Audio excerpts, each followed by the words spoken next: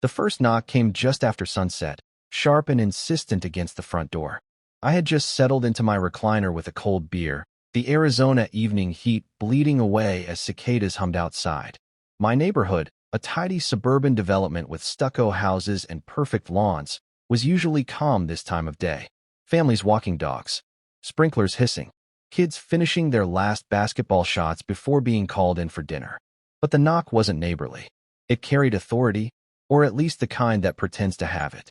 I set the beer on the side table and walked to the door, glancing through the peephole. Two men stood on my porch, dressed in dark blue uniforms. Their shirts had patches stitched to the shoulders that looked vaguely official, an eagle with spread wings, a star, and the letters HOA Police embroidered beneath.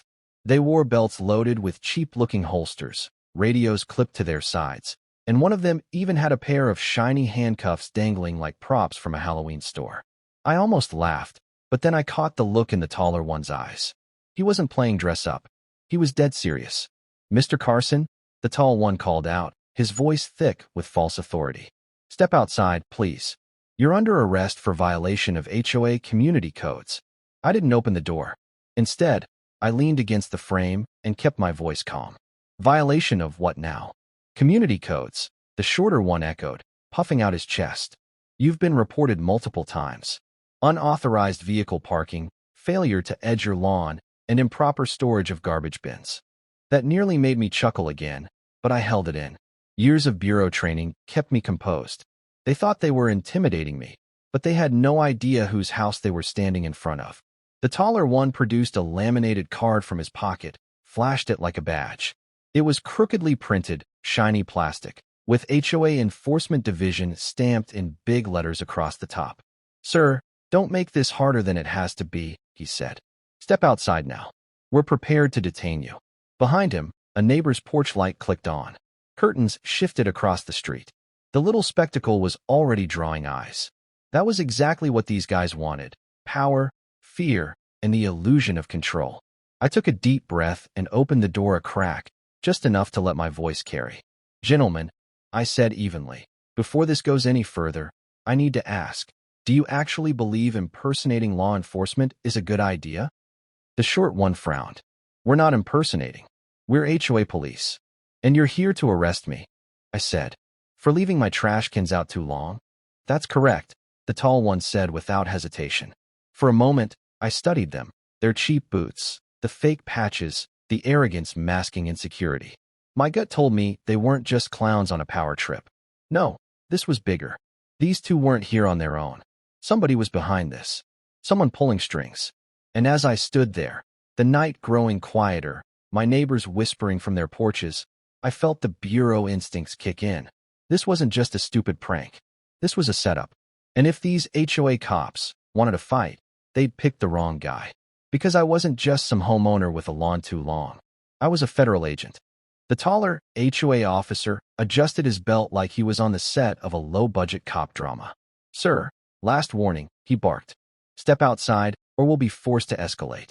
I let the door swing open a little wider.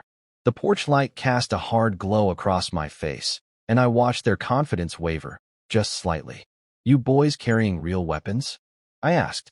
The shorter one touched the grip of his holster, but it was obvious from the way his hand fumbled. It wasn't a Glock. It wasn't even a decent replica. More like a cheap airsoft pistol. My phone buzzed in my pocket. Neighbors were already texting me. "What's going on? Who are those guys? Do you need help?" This stunt was causing exactly the kind of scene they wanted. Public humiliation. Intimidation through spectacle. But again, why me? "All right," I said finally, lowering my voice. "If you're serious about this, show me your arrest warrant. Show me the paperwork." The tall one squared his shoulders, lips curling. "We don't need paperwork. HOA jurisdiction overrides local codes." I almost laughed in his face, but instead, I leaned forward, my eyes narrowing. Jurisdiction doesn't override the United States Code. And I suggest you boys stop playing pretend before things get ugly. The short one smirked. "You think you're above the rules? Every neighbor here has to comply, but not you?" That struck a nerve. I'd moved into this community for quiet, for normalcy, something I'd never had in 20 years working counterterrorism. The Bureau had taken enough from me.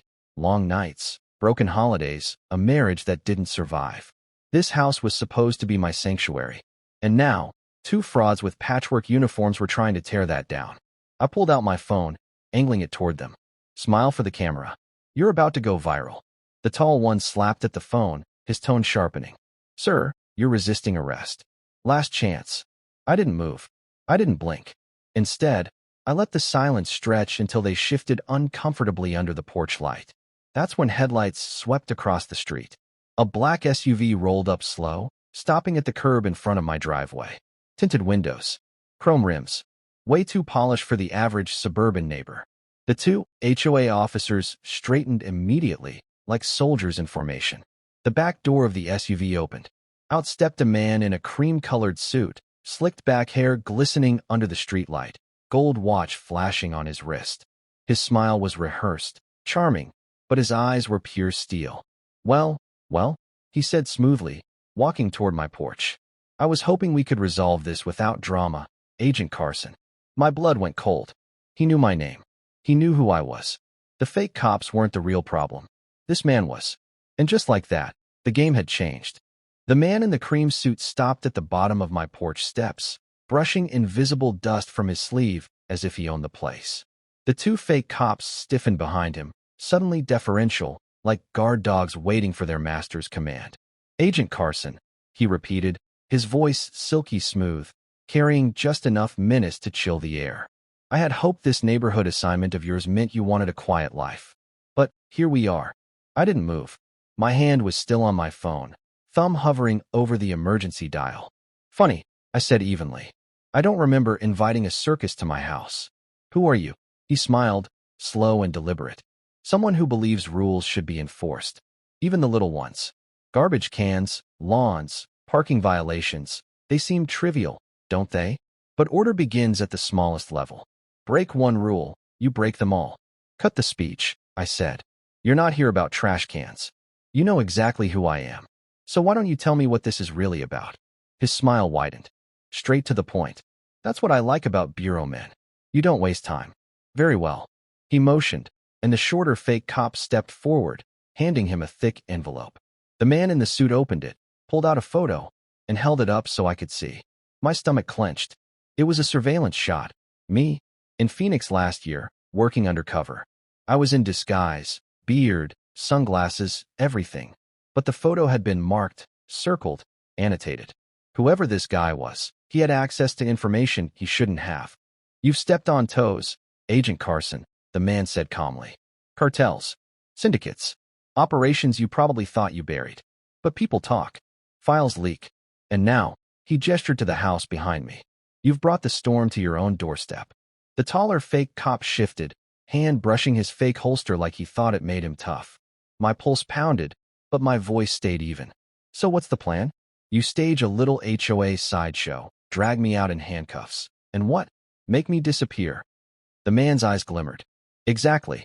Neighbors would see you being arrested, think nothing of it. A clean exit. You'd vanish, and no one would ask questions until it was far too late. I glanced past him, noticing movement in the SUV, two more silhouettes waiting inside. Armed, no doubt. My odds weren't great, but I wasn't just some suburban homeowner. And I wasn't about to be paraded off like a fool. Slowly, I raised both hands in a mock surrender. All right, you got me. No need to make this messy. The fake cops moved in closer, reaching for their toy cuffs. The man in the suit tilted his head, studying me like a predator who thought the kill was already his.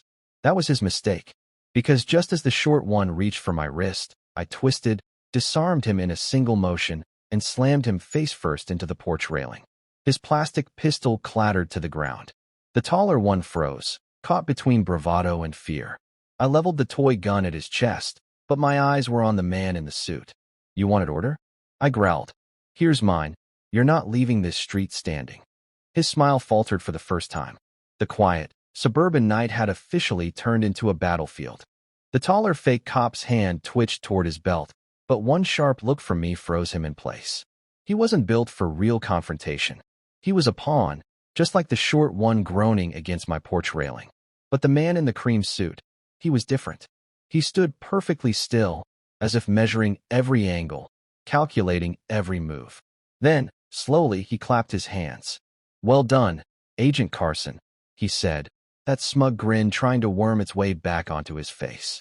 "But you're outnumbered. Look behind you." I didn't flinch. Bureau rule number 1. Never give your opponent the reaction they're fishing for. Still, I caught the faint reflection in the porch window, 2 armed silhouettes emerging from the SUV, real weapons in their hands this time. I needed leverage. Fast. With a sudden motion, I grabbed the short fake cop by his collar and yanked him upright, pressing the barrel of his own plastic pistol against his temple. It wasn't real, but they didn't know I hadn't already drawn mine from the ankle holster hidden beneath my jeans. "Step any closer," I barked, "and your boy here gets dropped first." The men by the SUV hesitated. So did the man in the cream suit. His smirk faltered again, and I saw it, the crack in his confidence. He wasn't used to losing control. That was my opening. With a smooth motion, I reached down, drew my real Glock, and leveled it square at the man in the cream suit. "Game's over. You've got about 5 seconds to get on your knees before this neighborhood turns into a crime scene." Silence swallowed the street. The only sound was the hum of a distant sprinkler and the short cop's ragged breathing. And then, red and blue lights. Half a dozen SUVs came screaming around the corner, tires squealing, floodlights blasting across the cul-de-sac. My backup. I hadn't hit 911. My bureau-issued panic alert had been triggered the second I opened the door earlier. The cream-suited man's face drained of color as real federal agents swarmed the street, weapons drawn. His men dropped their guns instantly, hands raised high. The taller fake cop collapsed to his knees, and the short one whimpered under my grip. Within minutes, zip ties were on all of them. The neighbors peeked out from their porches, whispering in disbelief as the illusion of HOA police crumbled under the weight of flashing lights and armed response teams. One of my colleagues, Special Agent Morales, jogged up the steps, giving me a half-grin. "You always did have a way of attracting the weird ones, Carson." I let out a long breath, finally lowering my Glock. "Yeah, guess retirement's not in the cards yet." As the cream-suited man was shoved into the back of a federal SUV, he caught my eye one last time. His smile was gone now, replaced by something colder, something that promised this wasn't the end. But for tonight, the street was safe. My neighbors would go to bed with a wild story, and the fake badges would be logged as evidence. I stepped back into my house, closed the door, and picked up the beer I'd left on the side table. It was warm now, but I didn't care. The job never really let go. Even when you tried to live quietly, evil found its way to your doorstep. But so long as I was breathing, I'd be ready for it. Because I wasn't just a homeowner in the suburbs. I was still an agent. And no fake cop, no entitled puppet master, was ever going to change that.